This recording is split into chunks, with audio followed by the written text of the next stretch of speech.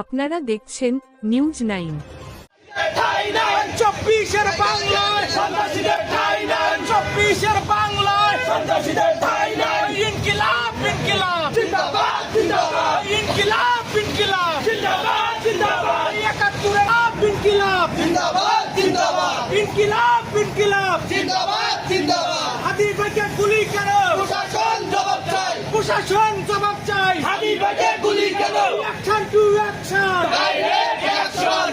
উচ্ছেদ করার পর এই ইন্টারিম সরকার গততে আমরা দেখেছি গণ অধিকার পরিষদের যিনি ছিলেন বিপি নূর, সেই বিপি নূরকে তার কার্যালয়ে সেই আওয়ামী লীগের দুঃশাসনের যে দুর্বৃত্তরা এই বিগত সরকারের